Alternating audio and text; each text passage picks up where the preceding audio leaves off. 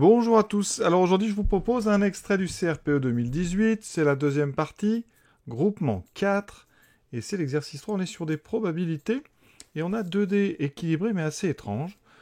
Puisque vous voyez que le premier dé indique des nombres de 1 à 6, mais il n'y a pas le 5. Vous avez 2 fois le nombre 2. D'accord ? Et le deuxième dé, c'est des constellations donc, qui sont au-dessus. Par contre, vous n'avez pas la constellation 1, ni 5, ni 6. Vous avez 2, 2. Vous avez 3, 3, vous avez un seul 4. Vous voyez, donc c'est assez spécial. Et qu'est-ce qu'on va faire avec ces dés ? Eh bien, l'expérience qu'on vous propose, c'est d'additionner les deux nombres obtenus. D'accord ? Ici, par exemple, on va avoir un 3. Et après, si vous tombez sur la constellation 4, ça fera 3 plus 4, 7. D'accord ? Si la somme est 6, on gagne 3 jetons. Si la somme est un nombre pair différent de 6, on gagne un jeton. Et ensuite, si la somme est un nombre impair, on ne gagne rien. Donc il y a 3 cas, soit impair, soit pair différent de 6, soit égal à 6. Et il y a 4 questions. La difficulté dans l'exercice, vous avez deviné, ça va être de modéliser. Quel choix va-t-on faire ? Est-ce qu'on fait un arbre ? Est-ce qu'on fait un arbre pondéré ? Est-ce qu'on fait un tableau ? On évacue évidemment la méthode qui consisterait à faire une liste exhaustive de toutes les possibilités, parce que là on risque d'en oublier. Donc, premier choix, on va partir sur les arbres. Et on va éliminer ces deux possibilités d'arbres, pondérés et non pondérés. La meilleure solution, je vous le dis tout de suite, c'est un tableau. Et donc on va terminer par le tableau. Alors, si on fait un arbre, le premier choix d'arbre qui s'offre à nous, c'est un arbre qui utilise à fond l'équi probabilité. Autrement dit, on va considérer chaque face comme différente. Donc si je fais mon premier dé, je vais avoir 6 branches qui correspondent à chacune des 6 faces. Alors bien sûr, je vais avoir des éventualités qui sont identiques. J'ai un 1, voilà, j'ai 2 branches qui amènent à un numéro 2. Ensuite 3, 4, 6. Sous 6, j'ai déjà 6 branches. Mon deuxième dé, il contient aussi 6 faces. Si j'utilise la même écu probabilité, je vais avoir 1, 2, 3, 4, 5, 6. Et à chaque fois, je mets 2 branches qui mènent à 2, 3 branches qui mènent à 3, et une branche qui mène à 4. Le souci, c'est que vous voyez, je vais devoir faire pareil ici. Au total, j'ai donc 6 branches qui ouvrent chacune 6 branches, donc on a 36 chemins. D'accord ? Tous équiprobables.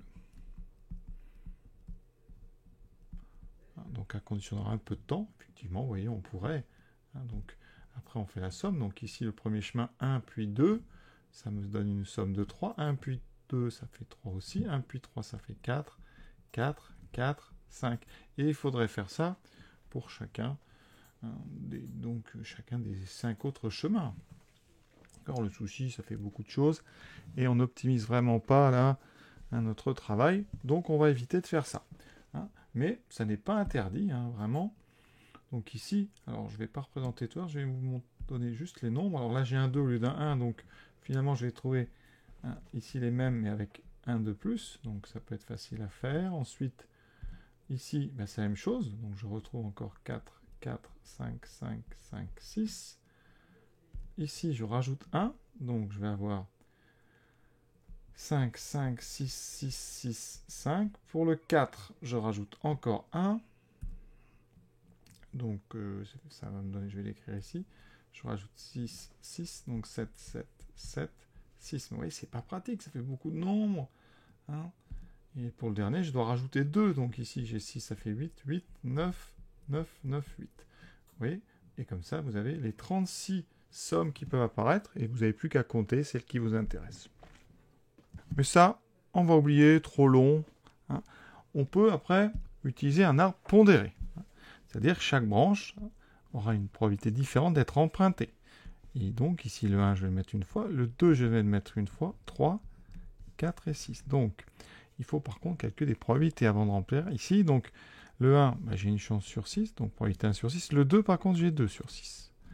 Le 3, j'ai 1 sur 6. Le 4, j'ai 1 sur 6. Et le 6, 1 sur 6. Deuxième partie. Donc, au bout du 1, vous voyez, je peux avoir des 2, des 3 et des 4. Donc là, il n'y a que 3 chemins. Donc ici, 2, 3, 4. 2, 3, 4. 2, 3, 4, etc. Vous voyez ? Avantage, vous n'avez plus que 1, 2, 3 fois donc 5, vous avez 15 chemins. Donc plus facile à gérer. Par contre, la différence vraiment fondamentale, c'est que les chemins ne sont plus équiprobables. Regardez le premier chemin, ici, des 2, j'en ai 2, donc j'ai 2 sur... Hein, on va écrire donc 2 sur 6, c'est-à-dire une chance sur 3 d'avoir un 2. Hein, d'accord. Les 3, j'en ai 3, donc une chance sur 2. Et les 4, une chance sur 6. Donc à chaque fois, vous voyez, les chemins ont des probabilités différentes. Ici, le chemin 1, 2, donc qui mène à une somme de 3, il a une probabilité de... C'est le principe du produit dans les arbres. 1 sixième fois 1 tiers, donc vous avez 1 sur 18. D'accord. Le deuxième, 1 sixième fois 1 demi, qui fera 1 douzième. Donc c'est très compliqué. On va donc abandonner ces arbres ici, même si ça pourrait nous suffire. On va procéder par un tableau à double entrée. Comment va-t-il se présenter ce tableau? Eh bien, on va utiliser à fond la carte de l'équiprobabilité. Donc, moi, je vous propose de faire un tableau avec 36 cases. Hein. Ici, première colonne, je vais mettre donc le D numéro 1. Ici, le D numéro 2. D'accord? Donc ça, c'est le 1 et ça, c'est le 2. D numéro 1, j'ai 1, 2, 2, 3, 4, 6. D'accord? Je trace donc les horizontales. En colonne, on va mettre les faces que peuvent nous donner le D numéro 2. Donc, je peux avoir un 2, un autre 2, un 3, un 3, un 3 ou un 4. L'avantage de cette méthode, déjà, c'est qu'en termes de place, c'est très structuré. D'accord? Et ensuite, on a 36 cases. On utilise vraiment à fond l'équiprobabilité. Donc, ça va être facile après pour conclure parce qu'il va falloir compter des cases et diviser par 36. Ensuite, on remplit et nous, on fait la somme. Donc, on commence. Si le premier dé est un 1, après, avec le deuxième qui est un 2, ça fera 3. 3, 4, 4, 4. Ici, 1 plus 4, 5. 2 plus 2, 4. 4, oui, déjà, ici, il y a des répétitions. Donc, on va en tenir compte tout de suite. 2 et 3, ça fait 5. 2 et 3, ça fait 5. 2 et 3, ça fait 5. On a beaucoup de 5. Et ici, ça fera 6. Maintenant, premier dé fait un 3. 3 et 2, 5. 5. 6, 6, 6, 7. Ici, c'est un 4. Donc, 6 et 6. 7, 7, 7, 7, 8. Vous voyez vraiment que c'est pratique. 9, 9, 9 et 10. Voilà. Et maintenant, vous allez voir qu'on peut répondre aux questions très rapidement. On peut attaquer maintenant les questions. Donc, un joueur a gagné un jeton. Gagner un jeton au total, ça veut dire quoi? Un jeton, je traduis tout de suite. Ça veut dire qu'il a obtenu un nombre pair différent de 6. D'accord? Et on vous dit, il a obtenu 4 avec le premier dé. Donc, si on regarde l'arbre, on a obtenu 4. Si on regarde le tableau, eh bien, regardez bien, on est donc dans la ligne ici du 4. Voilà. Ici, quand on est à 4, il y a 3 possibilités, je vous l'ai dit. C'est donc 2. On a 2 fois la possibilité 2. On a 3 fois la possibilité 3. Et on peut avoir un 4. Nous, on veut un nombre pair différent de 6, comme somme. Hein. Donc la somme, elle vaut combien dans tous mes cas? Donc ici, la somme, alors, je vais l'écrire à côté. C'est donc 4 et 2, 6, 4 et 2, 6, 7, 7, 7 et 8. Ça, c'est pour ceux qui ont fait avec un arbre. Pour ceux qui ont fait avec mon tableau, eh bien, les sommes, c'est 6, 6, 7, 7, 7 et 8. Il y a donc combien de sommes différentes de 6? Ben, si vous avez fait 4 avec le premier jeton, la seule possibilité, c'est d'avoir un 8 au total. Donc, la somme est paire différente de 6. Donc ici, la somme est égale à 8. Comme le premier jeton, c'est 4. Donc, enfin, le premier dé, c'est 4. Deuxième dé, eh bien, c'est forcément un autre 4 pour que la somme fasse 8. Vous pouvez remarquer que le tableau ici, j'aurais pu m'en passer, me contenter uniquement de faire un petit dessin d'arbre ou alors une liste des possibilités très rapidement en disant, pour avoir différents 6, on a donc soit 6, 7, 8, et ensuite c'est forcément 4. Hein. Mais le tableau, ne vous inquiétez pas, on va s'en servir. Il reste encore 3 questions, et il va vraiment être utile. Quelle est la probabilité d'obtenir 3 jetons? Donc là, c'est plus intéressant, calcul de probabilité. Donc, déjà, on va traduire. Qu'est-ce que ça nous dit? 3 jetons. Dans le texte, 3 jetons. C'est donc la somme est 6. 3 jetons. Donc la somme égale à 6. D'accord? On regarde dans le tableau. Le nombre de sommes égale à 6. Donc on compte. Ici, je vais effacer mon rectangle, en espérant que ça ne m'efface pas trop de choses. On va faire ça plutôt avec la gomme. Voilà. Ici, donc les 6. Alors, 1, 2, 3, 4, 5, 6, 7. On a 7.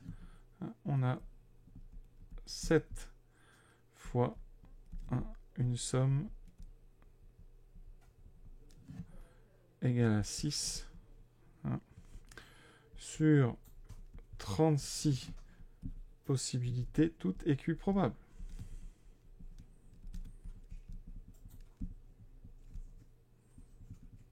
Donc la probabilité d'avoir 3 jetons, c'est-à-dire d'avoir une somme de 6, c'est donc 7 sur 36. Et ça, c'est une fraction irréductible, puisque 36, eh bien, il n'a pas de diviseur commun avec 7. Pour ceux qui n'auraient pas fait un tableau, vous êtes obligé de raisonner par cas. Donc, si vous faites un 1 avec le premier dé, vous ne pourrez pas faire 6. Donc, probabilité de faire d'avoir 3 jetons. Alors, si on fait un 1, c'est pas possible. Si on fait un 2, mais il faut faire un 4. D'accord? Donc, vous avez le chemin 2-4. Il y a un deuxième chemin 2-4. Donc ici, vous avez, avec notre premier dé, donc 2 chances sur 6 de faire 2, multiplié par une chance sur 6 de faire un 4. Ensuite, si vous faites un 3 avec le premier dé, vous avez une chance sur 6, multiplié par un 3 avec le deuxième. Donc là, vous avez une chance sur 2. Il reste le cas où vous faites un 4, vous avez une chance sur 6 avec le premier dé. Et si vous faites un 4, pour avoir un 6, il faudra faire un 2. Donc 2 chances sur 6 avec le deuxième dé. Et si vous faites un 6 avec le premier dé, c'est fini, vous ne pourrez pas. Vous dépasserez, donc ici on regarde, ça fait 2 sur 36, plus une chance, plus 1 sur 12, plus 2 sur 36. Donc là, vraiment, j'ai utilisé au maximum un raisonnement d'arbre pondéré. On fait le produit des probabilités, des branches qu'on emprunte, et après on fait la somme des différents chemins. D'accord? Donc là, je vais faire le petit dessin. Ça correspond donc à tous les chemins qui s'écrivent. Donc, un 2, puis un 4. Ça, c'est les chemins qui font 3, 3. Ça, c'est les chemins qui font 4, 2. D'accord? On ajoute 2 et 1, 3 et 2, 5. Pardon, excusez-moi, j'ai oublié un détail. Il faut mettre au même dénominateur. Donc là, j'ai du 12e, je multiplie par 3 pour avoir 36. Donc en haut, j'aurai 3. 2 et 3, 5 et 2, 7. Et vous voyez qu'on trouve effectivement 7 sur 36. Donc c'est vraiment à vous de voir. Si vous manipulez bien les arbres pondérés, vous faites avec un arbre pondéré. Sinon, le tableau, c'est vraiment quelque chose de simple et efficace. Troisième question. Quelle est la probabilité de ne pas obtenir de jetons? Donc probabilité... déjà, on va regarder. Pas de jetons. Qu'est-ce que c'est? Pas de jetons. Ça correspond ici. Eh bien, on ne gagne rien. Donc on a un nombre. Donc, somme forcément impair. Donc, on regarde. Oui, avec le tableau, c'est très facile. On va compter le nombre de cases impaires. Donc, probabilité de somme impair. Alors, normalement, quand on met comme ça des événements sous forme de phrase, on met des guillemets. Pour être vraiment rigoureux. Ici, donc, situation d'équiprobabilité, on divisera par 36.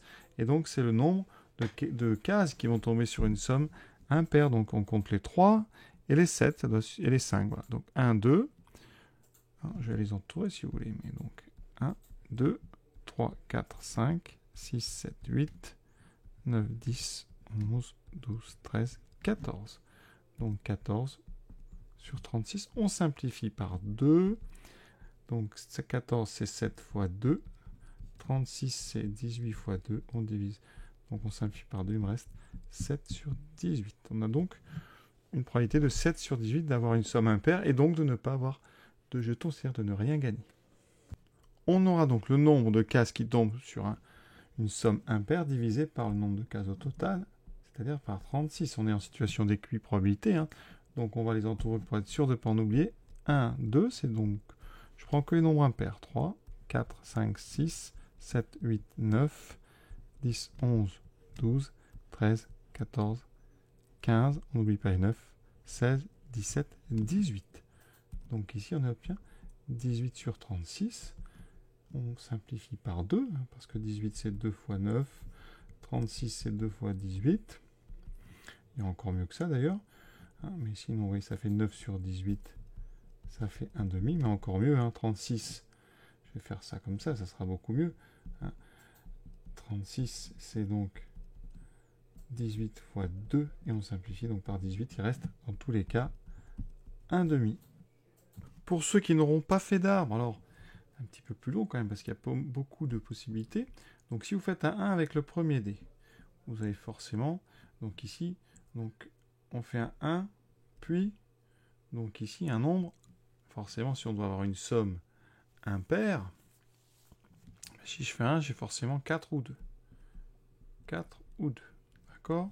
Donc là, en probabilité, une chance sur 6 de faire 1 fois, donc, des 4 et 2, il y en a la moitié, donc ça fait 1 sixième fois 1 demi.